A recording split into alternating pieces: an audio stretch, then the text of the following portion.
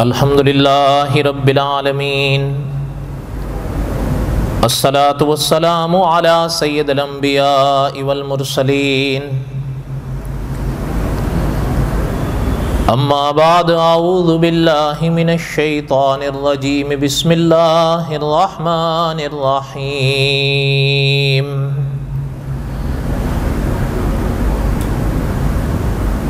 الف لام را تلک آیات الکتاب المبین، انا انزلناہ قرآنا عربیا لعلکم تعقلون، نحن نقص علیک احسن القصص بما اوحینا الیک ھذا القرآن وَإِن كُنْتَ مِن قَبْلِهِ لَمِنَ الْغَافِلِينَ۔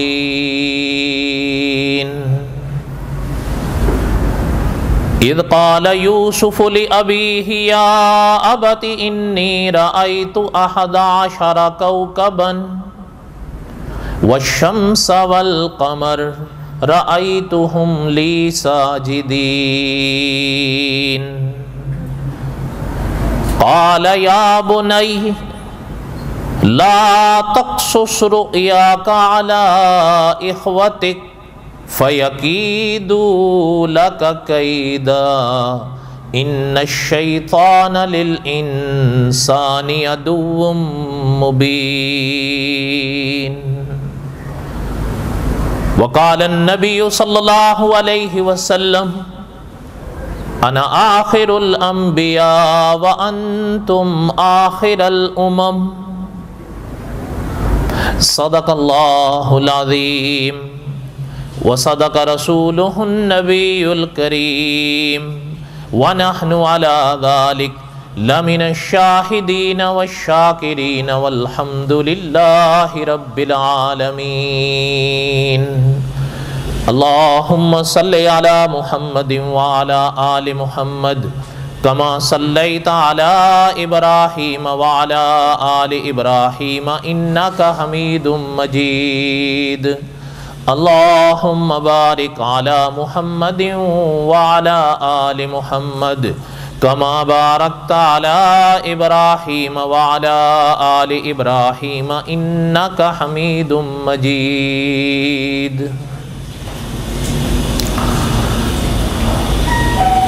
قصص الانبیاء علیہم السلام ہم دہرا رہے تھے، اور حضرت یوسف علیہ السلام کے واقعات دہرائے جا رہے ہیں۔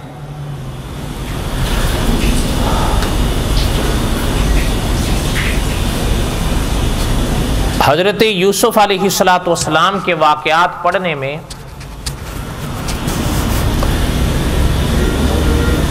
ہم لوگ کہیں تفصیل کے ساتھ کہیں اختصار کے ساتھ یہاں تک پہنچے تھے کہ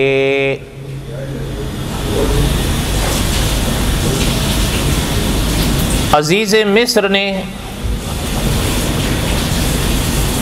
بہرحال اس وقت پھر یہ فیصلہ کیا کہ حضرت یوسف علیہ السلام کو قید خانے میں بھیج دو۔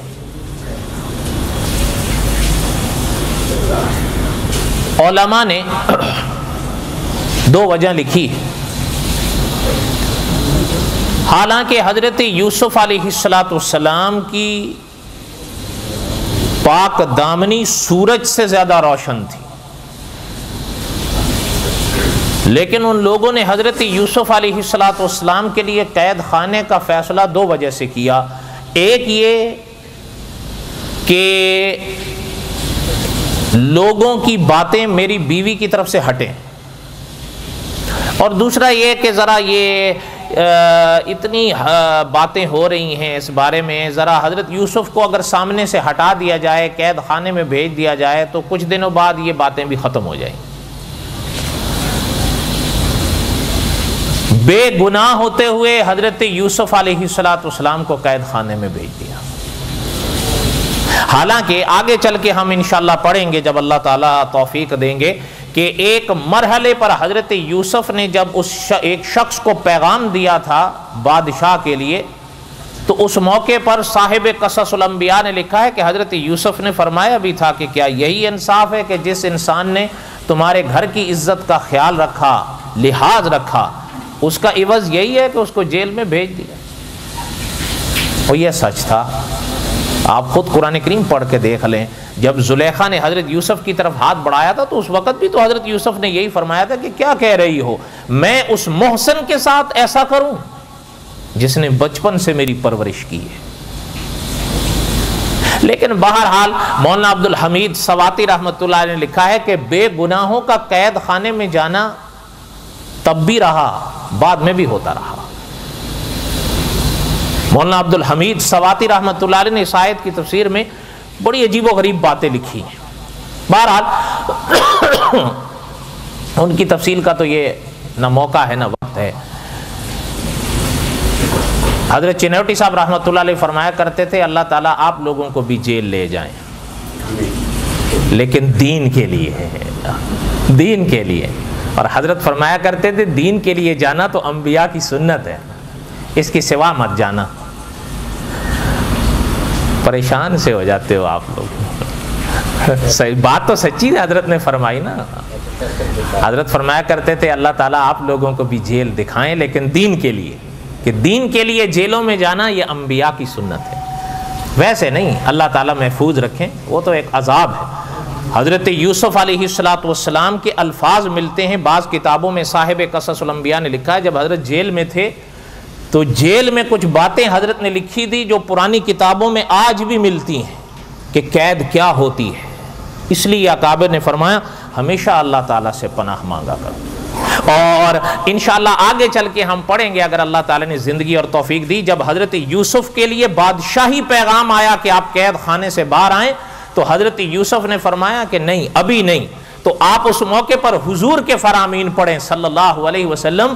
حضور نے فرمایا وہ میرے بھائی یوسف تھے، یہ ان کا حوصلہ تھا، خدا نہ کرے اگر کبھی تمہارے اوپر اس طرح کی آزمائشیں آئیں تو بہادر مت بننا، موقع کو غنیمت جان کے باہر آ جانا۔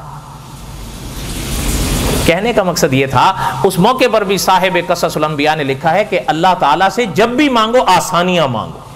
آپ اور ہم آزمائشوں کے قابل نہیں ہیں، نہ اس لائق ہیں۔ ہمیشہ اللہ تعالیٰ سے دعا کیا کرو کہ اللہ تعالیٰ آسانیاں نصیب فرمائیں، اللہ تعالیٰ معافیاں نصیب فرمائیں۔ بہرحال حضرت یوسف علیہ السلام کو قید خانے میں بھیجا گیا۔ فرمایا وَدَخَلَ مَعَهُ السِّجْنَ فَتَيَانِ، اللہ تعالیٰ نے قرآن کریم میں ارشاد فرمایا کہ وہاں حضرت یوسف کے ساتھ دو اور جوان قید خانے میں داخل ہوئے۔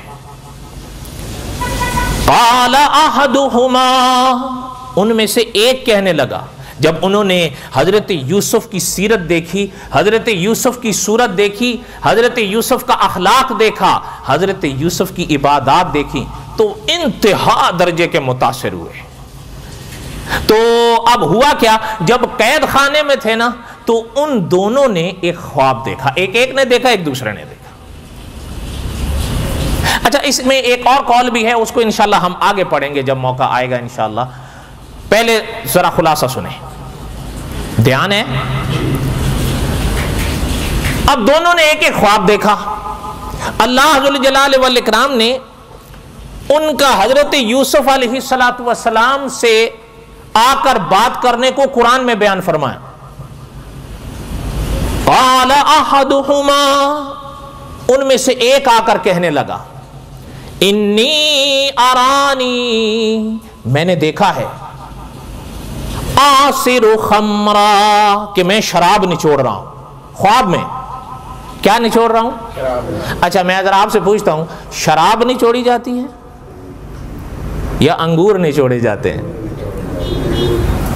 علماء مفسرین نے لکھا ہے اصل میں کبھی کبھی انگور پر بھی خمر کا لفظ اطلاق کر دیا جاتا ہے، اس لیے کوئی حیرانگی کی بات نہیں، نچوڑے تو انگور ہی جاتے ہیں، لیکن مجازی طور پر یا لغت کے لحاظ سے یا محاورے کے طور پر استعمال کر دیا جاتا ہے کہ انگور نہیں بلکہ شراب نچوڑی جاتی ہے۔ اور بعض اکابر نے فرمایا کہ اصل میں خمر کا لفظ جہاں شراب کے لیے استعمال کیا گیا ہے وہاں انگور کے لیے بھی عرب میں استعمال کیا گیا ہے، لہذا کوئی تعجب کی بات نہیں۔ کہنے لگا کہ میں نے خواب دیکھا ہے کہ میں شراب نچوڑ رہا ہوں۔ حضور کی شریعت میں شراب حرام ہے، ٹھیک ہے، یہ سب جانتے ہیں، اور دعا کریں اللہ تعالی ہم سب کو محفوظ رکھے۔ آپ احادیث کی کتابیں پڑھیں، آپ صلی اللہ علیہ وسلم نے، اللہ کے رسول صلی اللہ علیہ وسلم نے شراب کے حوالے سے 10 آدمیوں پر لعنت فرمائی ہے۔ یہ بڑی عجیب شے ہے، اللہ تعالیٰ معاف فرمائے۔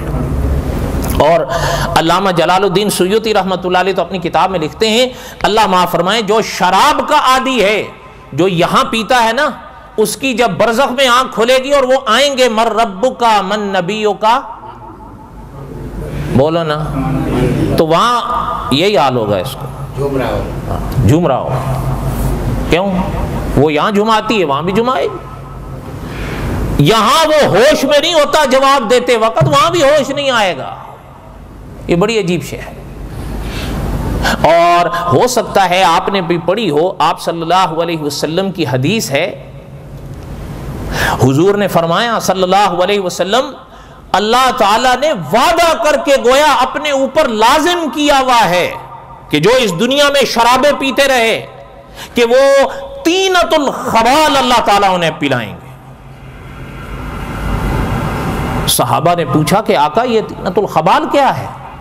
حضور نے فرمایا صلی اللہ علیہ وسلم، یہ جو دوزخی دوزخ میں داخل ہوں گے نا، تو دوزخ کی آگ جب ان کو جلائے گی تو ان کے جسموں سے جب زخموں سے پیپ بہے گی، یہ پیپ طینۃ الخبال ہے، یہ پلائیں گے، اور یہ اللہ نے وعدہ کر کے اپنے اوپر لازم کیا ہوا، یہ حضور نے فرمایا۔ دعا کرو اللہ تعالیٰ اس سے محفوظ رکھے۔ گھروں کے گھر برباد، ہمارے لوگوں کا کیا حال ہے، اور یہاں پر بھی کئی پیتے ٹہلتے ٹولتے رہے، ان کو ہوش ہی نہیں ہوتا سامنے کون ہے کون نہیں۔ اچھا، اور کئی تو ایسے ہوتے ہیں وہ اس دن اللہ تعالیٰ معاف فرمائے، اللہ تعالیٰ معاف فرمائے، منہ سے شراب کی بدبو کے بھنڈار اور رہے ہیں، وہ کہہ رہا ہے حضور نے فرمایا ہے۔ کیا کہہ رہا ہے؟ حضور نے فرمایا۔ انا للہ و انا الیہ راجعون۔ کیا کہے گا آدمی سوائے اس کے؟ حالانکہ آپ ہمارے اکابر کے ملفوظات پڑھیں، اکابر کے ارشادات پڑھیں، ہمارے اکابر فرماتے تھے کہ حضور کا نام لینے سے پہلے اگر 1000 بار بھی گلاب کے عرق سے اپنا منہ صاف کر لیں تب بھی دل ڈرتا ہے کہیں نام لینے میں بے ادبی نہ کر جائیں۔ یہ بے وقوف شراب کی بوتلیں ڈھیل کے حضور نے فرمایا ہے انا للہ و انا الیہ راجعون، سوائے اس کے اور کیا کہہ سکتے ہیں؟ تو دعا کیا کرو اللہ تعالیٰ انہیں ہدایت دیں۔ ان میں سے ایک نے کہا انی ارانی آزر خمرا آصر خمرا، کہ میں شراب نچوڑ رہا ہوں، میں نے خواب میں دیکھا ہے۔ وقال الآخر، اور دوسرا کہنے لگا انی ارانی احمل فوق رأسی خبزا، کہ میرے سر پر روٹیوں کا ٹوکرا ہے اور ان روٹیوں کو پرندے کھا رہے ہیں نوچ نوچ کے۔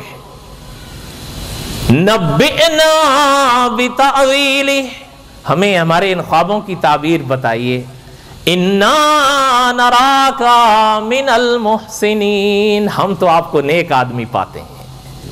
حضرت یوسف علیہ السلام نے ان کی بات کو سنا۔ علماء مفسرین نے لکھا ہے کہ حضرت اس بات کو بخوبی سمجھ گئے تھے کہ اس وقت یہ بالکل میری طرف متوجہ ہیں، ایک دم میری طرف ان کا دھیان ہے، یہ موقع ہے ان کے عقیدے کی اصلاح کرنے کا۔ حضرت یوسف علیہ السلام نے ان دونوں کا خواب سمجھیں آپ۔ حضرت یوسف علیہ السلام نے فرمایا کہ بھائی جو کھانا آپ کو قید خانے کی طرف سے ملتا ہے، وہ کھانا آنے سے پہلے پہلے ہم آپ دونوں کے خوابوں کی تعبیر آپ لوگوں کو بتا دیں۔ وہ کھانا آنے سے پہلے پہلے ہم آپ دونوں کے خوابوں کی تعبیر بتا دیں گے۔ مولانا عبدالحمید سواتی رحمۃ اللہ نے لکھا ہے، یہ وضاحت نہیں ملتی کہ کھانا آنے میں اور حضرت یوسف کے کلام میں کتنی دیر تھی، آیا 2 گھنٹے تھے، 3 تھے، 4 تھے، واللہ اعلم بحقیقت الحال، اللہ ہی بہتر جانتے ہیں۔ لیکن یہ بات اللہ ذوالجلال والاکرام نے قرآن پاک میں ارشاد فرمائی کہ حضرت یوسف نے فرمایا علیہ السلام کہ جیل کی طرف سے جو کھانا آپ لوگوں کو دیا جاتا ہے، وہ کھانا آنے سے پہلے پہلے ہم آپ دونوں کے خوابوں کی تعبیر آپ لوگوں کو بتا دیں۔ ایک بات۔ دوسری بات، اب اگلی بات، خوابوں کی تعبیر بتانے سے پہلے حضرت یوسف علیہ السلام نے ان کے آگے عقیدہ رکھا ہے، اور بعض اکابر نے بڑی عجیب بات لکھی ہے ذرا تھوڑا سا ان دونوں کے خوابوں کی طرف دھیان لائیے. ایک دیکھتا ہے کہ میں شراب نچوڑ رہا ہوں, دوسرا کیا دیکھتا ہے؟ اچھا اب تھوڑا سا دھیان دیں, ان دو میں سے ایک خواب بھیانک ہے یا نہیں؟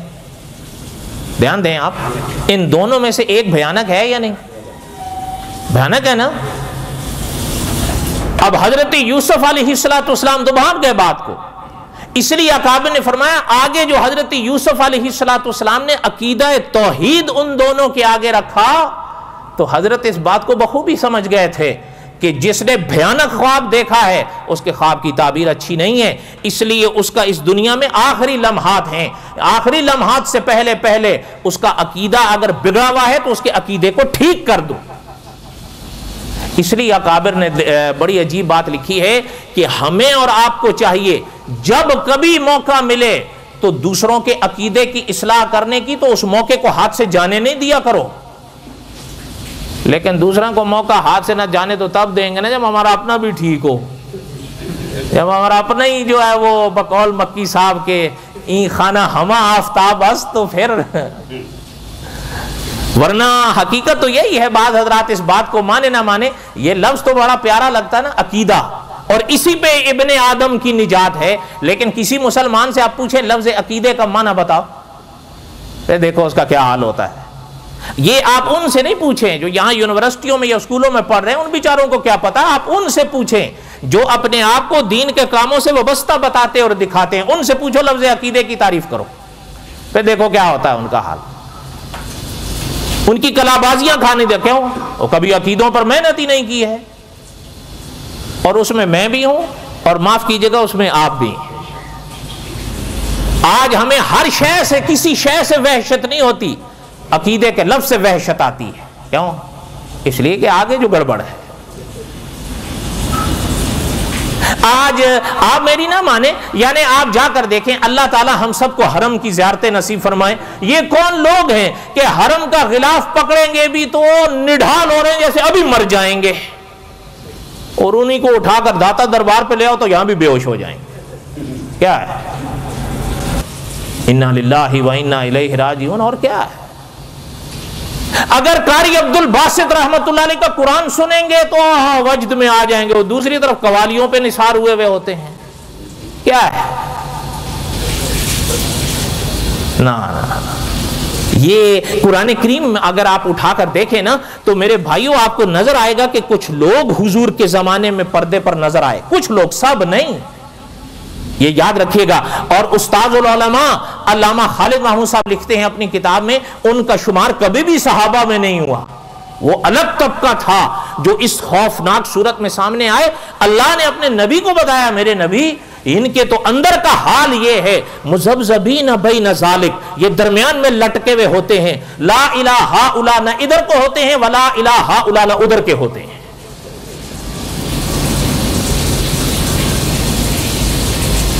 دعا کریں اللہ تعالی ہم سب کو صحیح عقیدے نصیب فرمائیں. صحیح عقیدہ تو اللہ کی ایک دولت ہے, حقیقت ہے. آپ آگے پڑھیں اگر وقت ہوگا انشاءاللہ. حضرت یوسف علیہ السلام کی بات عرض کر رہا تھا. قصص الانبیاء آپ نے, ہم سب نے پڑھ رکھا ہے, سن رکھا ہے. کہنے کا مقصد یہ ہے کوئی چیز حاصل بھی تو کریں. اگر میں سچ کہتا ہوں, اگر میں 6 گھنٹے کی تقریر سن کے گھر جا کے ایسے ہی بیٹھ جاؤں, نہ میرے عمل میں کوئی فرق آئے, نہ عقیدے میں فرق آئے, تو کیا فائدہ؟ ٹھیک ہے ثواب سے تو انکار ہم نہیں کرتے, لیکن آخر کوئی بدلاؤ بھی تو آئے. یہ تو وہی بات ہے جو اقبال مرحوم نے فرمائی تھی نا کہ خرد نے کہہ بھی دیا لا الہ تو کیا حاصل. آج کتنے مسلمان ہیں کلمہ صبح شام پڑھتے ہیں, آپ ان سے کلمے کا فرض پوچھ لو کہ جی, اور فقہا نے جہاں وضو کے فرض لکھے ہیں کتنے ہیں, کتنے ہیں؟ اسی انہی فقہا نے لکھا ہے کہ کلمے کے بھی 4. آپ ان سے پوچھ لو وہ کیا ہیں, وہ اگر آپ کو بتا دیں تو آپ آ کے جو ہے مجھے کہہ دینا کہ جی آپ اپنے الفاظ خطبے میں واپس لے لو, انہوں نے ہمیں کلمے کا فرض بتا دیا. بلکہ آپ کو ایسے ملیں گے, بلکہ ممبر پر بیٹھے ہوئے ملیں گے, وہ آپ کو کہیں گے کلمے کے فرض کہاں ہوتے ہیں, پتہ نہیں کہاں سے پڑھ کے باپ بولتا رہتا ہے ایسے, کلمے کے کوئی فرض نہیں ہوتے. نعوذ باللہ. ان کو چونکہ وہ خود پڑھے ہوئے نہیں ہوتے, اس لیے وہ سوچتے ہیں جب ہم نے نہیں پڑھا تو ہے ہی نہیں. حالانکہ منہاج مسلم اٹھا کر دیکھیں 250 صفحے اگلوں نے صرف کلمہ طیبہ پہ لکھ دیے. ان سے پوچھو منہاج مسلم کبھی پڑھی ہے؟ پڑھنے کی تو دور کی بات انہوں نے دیکھی بھی نہیں ہوتی.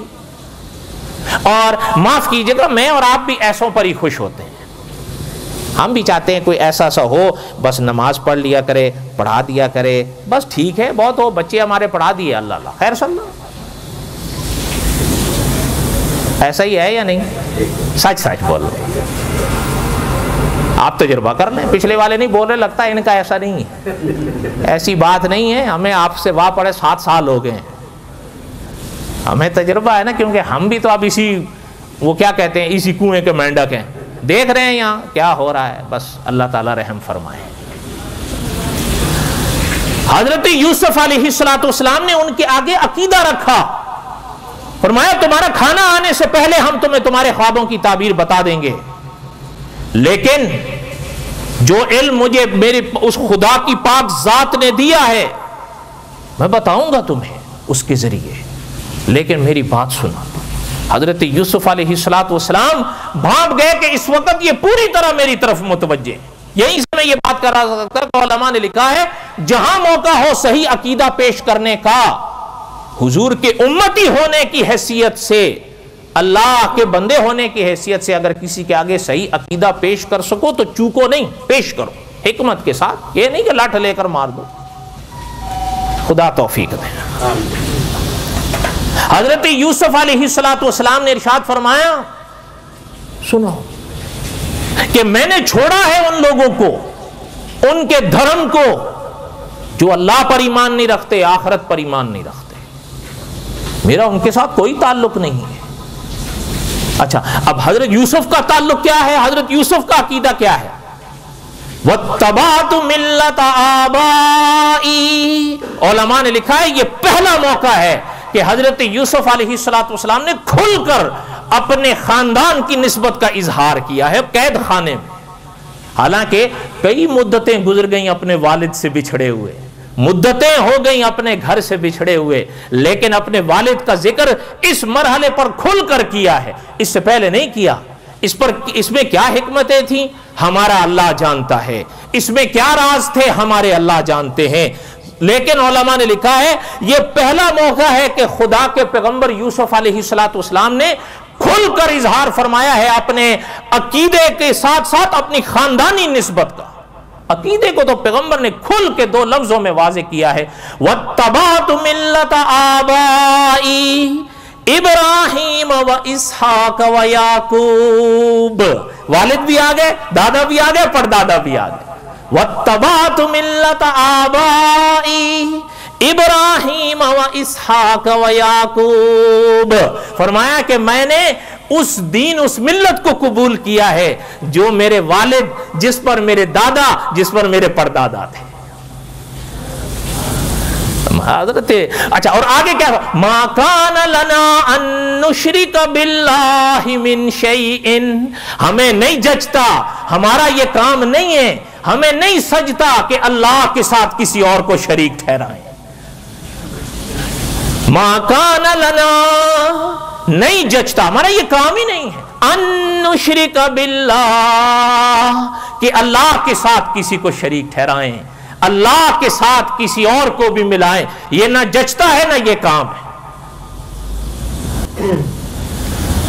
ذالک من فضل اللہ علینا, یہ اللہ کا فضل ہے کسی کا صحیح عقیدے پر رہنا.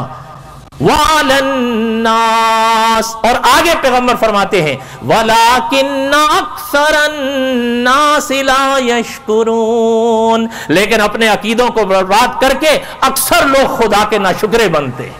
واہ پیغمبر, خدا تیری قبر پہ کروڑوں رحمتیں نازل فرمائیں.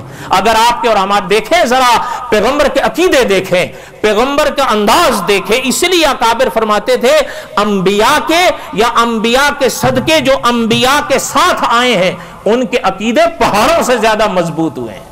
حضرت یوسف علیہ السلام نے فرمایا یا صاحب السجن, اے میرے قید خانے کے ساتھیوں, اے میرے جیل کے ساتھیوں, کہ ذرا مجھے بتاؤ یہ کئی در اچھے ہیں, ام اللہ الواحد القہار، یا اس ایک ذات کا ایک در اچھا ہے جو اکیلا بھی ہے، جو قہار بھی ہے.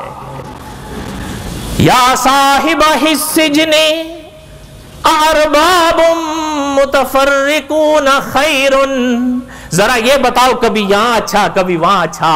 یا ام اللہ الواحد القہار، یا اس ایک ذات کا ایک در اچھا. ذرا پیغمبر کی شان دیکھیں، پیغمبر کا رنگ دیکھیں. اگر عقیدے آپ کے ہمارے اب بھی صحیح نہ ہوں تو پھر قاری عبداللہ یابی صاحب رحمۃ اللہ علیہ فرمایا کرتے تھے کہ قرآن تیرے بیان کرنے پر بھی قربان، اور نہ سمجھنے والوں تمہارے نہ سمجھنے پر بھی قربان، کے سمجھنا ہی نہیں ہے. اور اس میں بھی ہوں اور اس میں آپ بھی ہیں.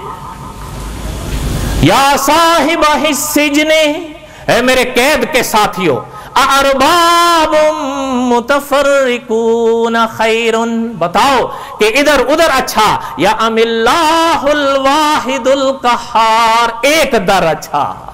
اسی لیے تو ہمارے قاری عبداللہ یابی صاحب فرمایا کرتے تھے نبیوں نے توحید ہم کو سکھائی. دیکھیں حضرت یوسف کہاں بیٹھے کیا سکھا رہے ہیں.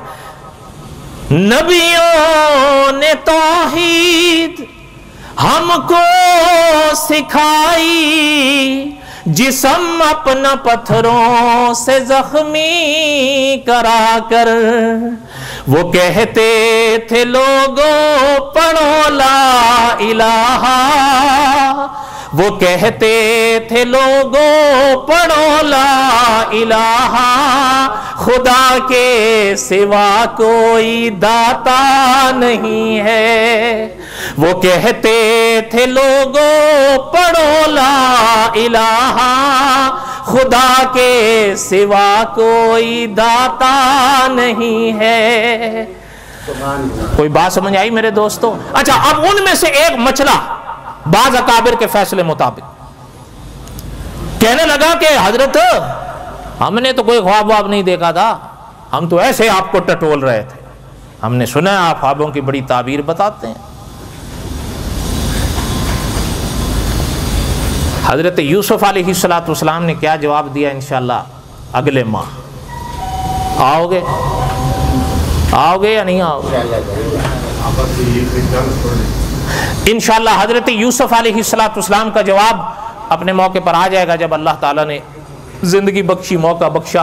اللہ ذوالجلال والاکرام ہم سب کے حامی و ناصر ہوں. اللہ تعالیٰ ہم سب کو صحیح عقیدہ نصیب فرمائیں. وما علینا الا البلاغ المبین. سنتیں پڑھ.